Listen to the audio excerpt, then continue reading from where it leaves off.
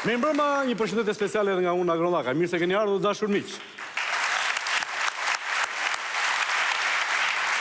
Miq të dashur, në javën që lam pas, Goni përveç se ka festuar 50 vjetorin e ditëlindjes së tij, ka patur edhe një tjetër rast special, një ditë të shënuar, sidomos në jetën edhe në karrierën e tij artistike. Një moment që në fakt do donin ta përjetonin të gjithë artistët, nga vetë presidenti i Republikës, Voti Bamir Topi.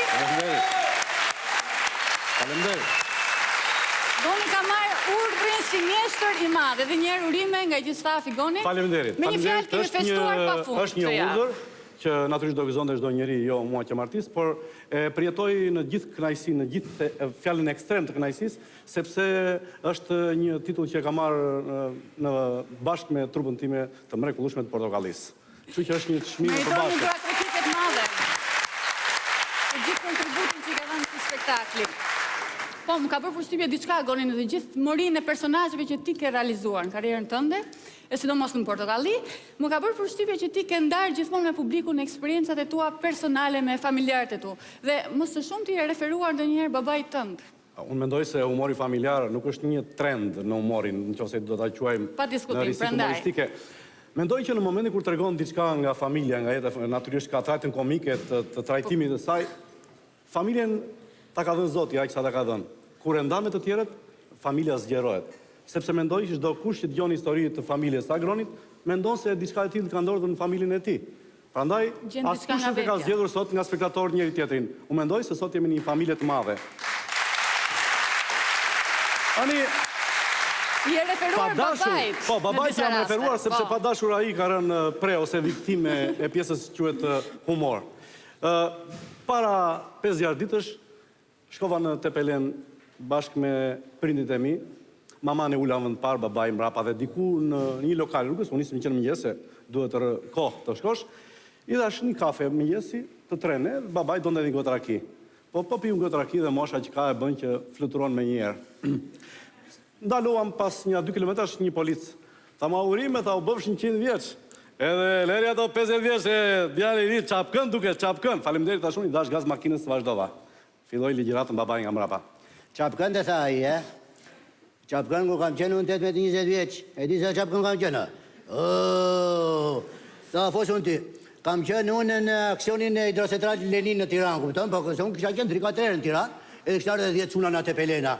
E ishte brigade Tepelen, komandanti Shamun, kuptohet, me fjalë që s'kish kuptim të ishte të njëri komandant.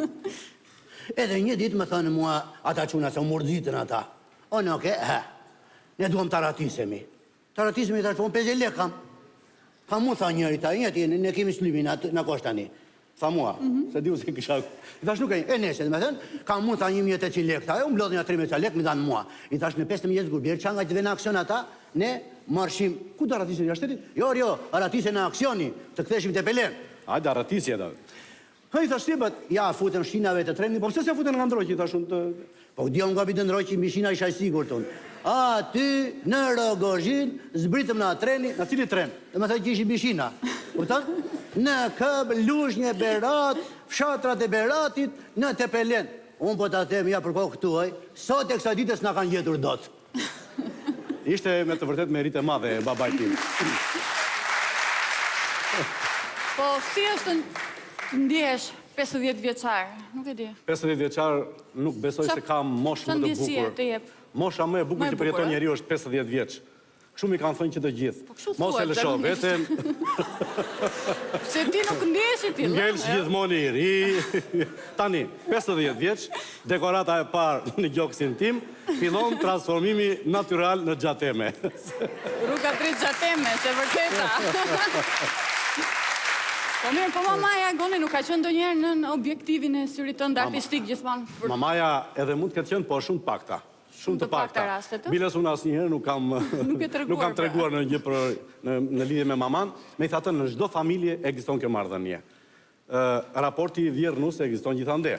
Ne ishim 3 vëllezër të martuar, kurse i vogli ishte rreth 20 vjeç, 21 vjeç, edhe në atë kohë 92-93-shin llogarit vllai kishte ikur 3 muaj në Greqi, asnjë telefonat, llogarit zemrën e nënës që pret një zë telefoni. Në ato momente unë emëroj drejtori i shtëpisë kulturës në Tepelen dhe në shtëpinë time automatikisht me urdhë vendoset një telefon. Po nga që unë kam në shtëpi me qira se ishim familje madhe aty, telefonin e lash në shtëpinë tjetër kur rinin prindrit. Moran telefonu, para ditën ora 10, trak del motra ishte vit 4 farmacia atëre. Edhe unë bëra zërin e vllajt, ky ishte imitimi. Alo, unë, Eva, Adi, va, oma, Adi, si që ishin nga kuzhina ata. Të telefoni. Telefonin fillime kapi i mat. Alo, Adi, gjyqe vlla, unë me fara 3 muaj. Ajo, pa ma qëllo, se linte mamaja në atë. Na, fali kësa se nuk duron do të kjo. Tani, ky ishte i vogli, pleqeris, edhe gjysmë e anes është në ime. Kuptohet. Alo? Po ku jam të bëftënë në aty o shpirti nënës, o i vogli nënës, o zemra e nënës. Ata në lëri këto porë dhe i thashun që... Si? Që kjo e folur të bëftë mamaja?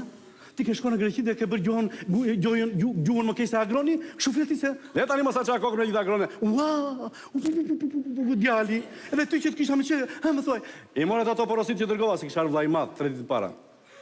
I morëm të bëftë mamaja, të gjitha, po ti shiko veten tënde. Mi mirë djo mama, i thuaj vllajt të madh papit, se kam futur 100.000 dramin në xhep në mbrapa për t'ia dhënë agroni që të bëj frigorifer. Si? Pse do t'ja bësh 100.000 dramin agronit din? Agroni në punë është vetë, nuse në punë e ka, të punojnë. Ma gjën tani e ja punë ato, ç'pun ke ti? Ashtu? Ja jep ti, po me mua... Të qartë?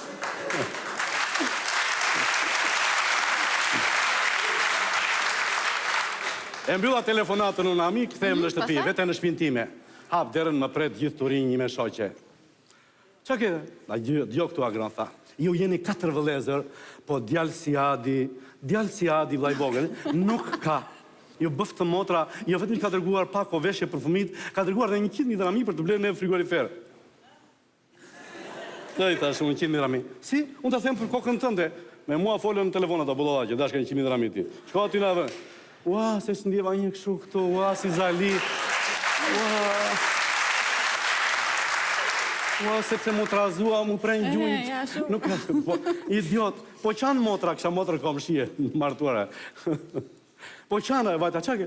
Foli me të gjithë, vetë me mos, foli. Mos shako, nesër 2 orë flasim bashkë, shirë ratë. Ika, shkova në shpite kë mamaja. Si të pritën? U lodhe të bëftë mamaja, shpirtin mamas, këtë falë nga Adi. Djali nënës, të ka dërguar dhe 100.000 dirhami për ty të blesh frigorifer, palacho. E marrë vesh se e ke gojnë haleke. Mirë, i thashun që ka dërguar. Ti pse nuk doje të mi jepi 100.000 dirhami? Si the?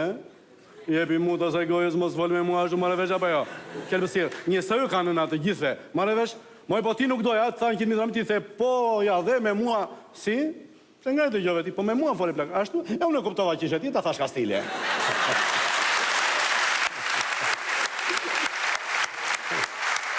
Por me gjitha të. Ja, ku e kryove dhe një histori. Unë këtë regon në i farë mënyre atë pjesën e saj, që humori familjar, jo thjesht se është në trend, po se cili ndjen në i farë mënyre veten e vetë, kushdo që tjetë aty.